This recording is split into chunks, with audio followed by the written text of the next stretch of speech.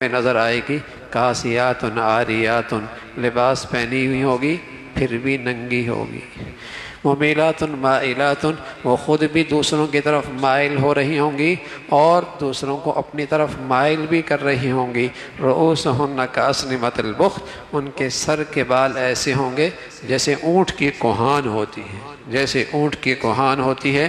اللہ کے نبی نے فرمایا جنت کی خوشبو میلوں ہاں میل آ رہی ہوگی، لیکن یہ ایسی بدقسمت مخلوق ہوگی کہ جنت کی خوشبو بھی نہیں سونگھ پائیں گے، جنت کی خوشبو بھی نہیں سونگھ پائیں گے۔ تو وہ لباس نہیں جس میں ستر پوشی نہ ہو، عورت کا پورا جسم ستر پوشی میں ہے سوائے ہاتھ اور پاؤں کے اور چہرے کے۔ ہاں پردہ الگ چیز ہے، ستر پوشی الگ چیز ہے، اس لیے کہ اس جسم کا کوئی حصہ اگر کھلا نماز نہیں ہوگی، بال کھلے نماز نہیں ہوگی، سینہ کھلا ہوا نماز نہیں ہوگی، گردن کھلی ہوئی نماز نہیں ہوگی، آستینیں چھوٹی ہیں نماز نہیں ہوگی، پورا جسم ستر پوشی ہے سوائے ہاتھ کے اور پاؤں کے اور چہرے کے۔ اس کے علاوہ نماز میں پورے جسم کا چھپانا فرض ہے، مرد کا ناف سے لے کر گھٹنوں تک یہ حصہ ستر پوشی میں ہے، لیکن ظاہر ہے باقی نماز کے اندر جب لباس پہنتے ہیں تو اتنا لباس پہننا تو فرض ہے، چڈی پہن کے نماز نہیں ہوتی، ایسی جینز پہن لی کہ اندر کی ساری حیت نظر آ رہی ہے، نماز نہیں ہوگی۔ اب تو نیا فیشن آ گیا کہ آدمی سجدے میں جاتا ہے پیچھے سے جسم کا حصہ نظر آنے لگتا ہے، نماز گئی، ستر پوشی خراب ہو گئی اور ستر پوشی نہیں ہو رہی۔ تو لباس کا مقصد بتایا کہ لباس ستر پوشی کے لیے ہے، زینت حاصل کرنے کے لیے ہے، اور پھر خاص طور پہ تم اللہ کے دربار میں جب آؤ اور اس کے سامنے عبادت اور بندگی کے لیے آؤ، اچھا لباس پہن کے آؤ، صاف ستھرا لباس پہن کے آؤ۔ ہمارا اسلام اس سے نہیں کہتا کہ لباس اچھا نہ پہنو، اور اس سے نہیں منع کرتا کہ لذیذ کھانے نہ کھاؤ۔ ہاں اسلام صرف یہ کہتا ہے اسراف نہ کرو، اسراف نہ کرو، ریا نہ کرو، نام و نمود نہ کرو۔ اچھا لباس پہننا بھی ٹھیک ہے، اچھا کھانا بھی ٹھیک ہے، اس کی تو اسلام اجازت دیتا ہے۔ پھر فرمایا جو پیغمبروں کی اطاعت کیا کرتے ہیں اللہ رب العزت کے ہاں وہ جنتی ہوتے ہیں، اور جو روح گردانی کرتے ہیں ان کا ٹھکانہ جہنم ہے، بڑے ظالم ہیں جو اللہ کے حکموں کو توڑتے ہیں۔ اسی کا تذکرہ فرمایا کافر کا جنت میں جانا ایسا محال ہے جیسے اونٹ کا سوئی کے ناکے سے گزرنا محال ہے، ایسی کافر کا جنت میں جانا محال۔ اونٹ کا سوئی کے ناکے سے گزرنا محال ہے، اللہ کہہ رہا ہے، اسی طرح کافر کا جنت میں داخل ہونا محال ہے۔ اور جنت والے جب جنت میں داخل ہوں گے اللہ ان کی ساری قدورتیں صاف کر دیں گے۔ جنت میں دو نعمتیں ہر آدمی ہر جنتی کو ملے گی، کیا؟ ایک محبت کی فضا، کوئی کسی کے لیے دل میں کھوٹ برائی نہیں رکھے گا، دوسرا ہر شخص کو سکون ملے گا۔ اور جس شخص کو دنیا میں دونوں چیزیں مل گئیں سمجھو اس کو اللہ نے دنیا میں جنت کے مزے دے دیے، محبت کی فضا دے دی، محبت کا ماحول دے دیا، ہر ایک اس سے محبت کر رہا، محبت کی زندگی، گھر میں باہر میں محبت کا ماحول اور دل کا سکون، یہ دو نعمتیں ہر جنتی کو ملیں گی۔ جس خوش نصیب کو دنیا میں مل گیا اللہ نے اسے جنت کی خوبی دنیا میں دے دی۔ اور میرے عزیزو اللہ اپنے نافرمان کو سب کچھ دے سکتا ہے، یہ دو خوبیاں نہیں دیتا، کوٹھی بنگلے کاریں اسٹیٹس سارے نقشے عہدے منصب سب دے سکتا ہے، لیکن یہ دو چیزیں نہیں دیتا۔ یہ دو چیزیں اللہ ان سے دیتا ہے جن کے لیے اللہ کی خاص رحمت کے فیصلے ہوتے ہیں۔ اسی کا تذکرہ فرمایا جنت میں یہ جائیں گے، پھر اللہ نے جنتی اور جہنمیوں کا آپس کا تذکرہ کیا۔ جنتی جہنمیوں سے کیسے گئے، کیسا رہا؟ ہم نے تو جو اللہ کا وعدہ تھا ہم سے انہیں پورا دیکھا، اللہ کے جہاں کہا وہ انعام ہمیں سب کچھ مل گئے، اس کا تذکرہ فرمایا۔ کچھ لوگ آراف پہ آئیں گے، ایک ایسا چبوترا ہوگا جو ایک جنت اور جہنم کے درمیان میں، اسی نسبت سے اس سورت کا نام آراف ہے۔ چبوترے پہ کچھ لوگ بیٹھے ہوں گے، یہ وہ لوگ ہوں گے جن کی نیکیاں اور بدیاں برابر ہوں گی، جن کی نیکیاں اور بدیاں برابر ہوں گی، وہ انتظار میں ہوں گے ہمارے لیے کیا فیصلہ ہوتا ہے۔ وہ جہنم کی طرف جھانکیں گے، اللہ سے پناہ مانگیں گے، جنت کے مزے دیکھیں گے، آنکھیں ان کی ٹھنڈی ہوں گی۔ ان آراف کا تذکرہ فرمایا، پھر آخر کار اللہ کی رحمت ان پہ متوجہ ہوگی، اللہ انہیں جنت میں داخل کریں گے۔ پھر جہنمی جنتیوں سے کہہ دیں گے بھوک سے برا حال ہے، پیاس سے بدحالی ہے، کچھ پانی کا گھونٹ، کچھ کھانے کا لقمہ، تو وہ کہیں گے یہاں نہیں ملا کرتا، تم نے اللہ کے اس دن کو، اللہ کے اس وعدے کو بھلا رکھا تھا، مرنے کے بعد کی زندگی کو تم بھلا رکھا تھا، تم نے دین کو کھیل تماشا بنا رکھا تھا، دنیا کی زندگی نے تمہیں دھوکہ دے دیا تھا، آج اللہ نے تمہیں اپنی رحمت سے بھلا دیا ہے۔ اس کا تذکرہ فرمایا۔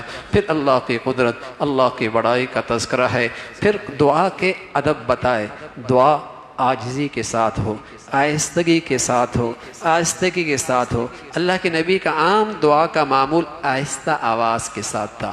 ہاں کبھی کوئی اجتماع ہوتا، بڑا مجمع ہوتا، کوئی خاص موقع ہوتا، پھر بآواز بلند آپ دعا کیا کرتے، ورنہ آپ کا عام معمول تھا دعا آہستہ، اور خاص طور پہ جب انفرادی دعا ہو، عاجزی ہو، گڑ گڑانا ہو، اور اس کے اندر انکساری کا مظاہرہ ہو۔ دعا کی قبولیت کے لیے یہ صفات، یہ خوبیاں زیادہ قریب ہیں۔ پھر حضرات انبیاء کا ایک طویل سلسلہ ہے۔ حضرت نوح کا تذکرہ ہے، حضرت ہود کا تذکرہ ہے، حضرت صالح کا تذکرہ ہے، حضرت شعیب کا تذکرہ ہے، یہ مختلف انبیاء کا تذکرہ ہے۔ ان کا واسطہ بھی ایسی لوگوں سے پڑا جو ان کے دشمن بن بیٹھے اور ان کی تعلیم اور تبلیغ کا انکار کرنے لگے۔ اللہ نے ان کا انجام کیا کیا؟ اللہ نے ان سرکشوں کو پکڑا، عبرت کا نشان بنایا۔ یہ اللہ نے اپنے نبی پیغمبر آخری محمد رسول اللہ کو تسلی دی، حوصلہ دیا کہ ہر نبی کے ساتھ اس قسم کے حالات آئے، لیکن پیغمبروں کی تعلیمات کا انکار کرنے والا آخر انجام اللہ کی پکڑ میں آئے، اس کا تذکرہ۔ پھر آپ کی زبان سے ماضی کے انبیاء کے تذکرے، یہ خود علامت ہے آپ اللہ کے سچے رسول ہیں کہ یہ سارے حالات ہم نے آپ کو وحی کے ذریعے بتائے۔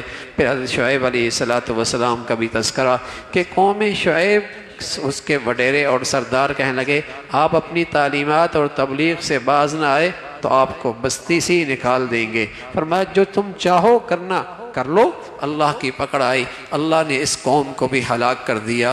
پھر حضرت موسیٰ علیہ السلام کا طویل تذکرہ ہے۔ حضرت موسیٰ علیہ السلام نے جب فرعون کو اور اس کے پیروکاروں کو اللہ کی طرف بلایا، اللہ کی وحدانیت اور توحید کی دعوت دی، تو کہنے لگے تمہیں تمہاری رسالت اور تم اللہ کے پیغمبر، کوئی معجزہ دکھاؤ۔ آپ نے معجزہ دکھایا، لاٹھی اژدہا بن گئی اور آپ نے ہاتھ کے ریبان سے نکالا، وہ چمکنے لگا، کہنے لگا بہت بڑا جادوگر ہے، بہت ہی بڑا جادوگر ہے۔ بجائے ماننے کے اور زیادہ مقابلے پہ آ گیا، مقابلہ طے ہو گیا۔ ایک میدان کے اندر مقابلہ ہے، کہاں جادوگر معجزے کا مقابلہ کر سکتے ہیں؟ اللہ کی شان۔ حضرت موسیٰ علیہ السلام کے مقابلے میں جب جادوگر آئے تو آپ کے اس اژدہا نے ان کے سارے رسیوں کے بنے ساموں کو نگل لیا۔ جب نگل لیا تو وہ جادوگر بہرحال اپنے فن میں ماہر تھے، فوراً سجدے میں گر گئے کہ ہم موسیٰ کے خدا پہ ایمان لے آئے، اس لیے کہ یہ جادوگر نہیں ہے، یہ کوئی اللہ کا فرستادہ، اللہ کا پیغمبر ہے۔ فرعون جسے کہیں کہ ہکا بکا رہ گیا اور اس نے ایک اعلان کر دیا کہ یہ تمہارا استاد، تم اس کے شاگرد، اور تمہارا یہ بنایا ہوا سب مکر ہے، میں تمہیں سولی پہ لٹکا دوں گا اور تمہیں میں قتل کر دوں گا اور دوسروں کے لیے عبرت کا نشان بنا دوں گا۔ اللہ ایمان کی حقیقت نصیب فرما دے۔ تو جادوگر کو اللہ نے اس لمحے ایسا ایمان دے دیا، کہنے لگے اے بھائی کیا کرے گا؟ سب سے بڑھ کر تو ہمیں مار ہی دے گا نا؟ تو کیا ہوا؟ ہم تو اپنے رب کے پاس واپس لوٹ کے جائیں گے، ہم تو اپنے رب کے پاس واپس لوٹ کے جائیں گے۔ جب ایمان کی حقیقت آ جاتی ہے پھر مرنا نہیں لگتا، بلکہ مرنا شفٹنگ لگتی ہے کہ سفر میں تھے گھر واپس چلے گئے، سفر میں تھے گھر واپس چلے گئے، ویرانے میں تھے آباد دنیا میں چلے گئے۔ پھر اللہ ایمان دے دے پھر موت نہیں لگتی، موت تحفہ لگتا ہے، موت تحفہ لگتا ہے۔ موت وہ پل لگتا ہے جس سے محب اپنے محبوب سے اسے پار کر کے ملاقات کرتا ہے۔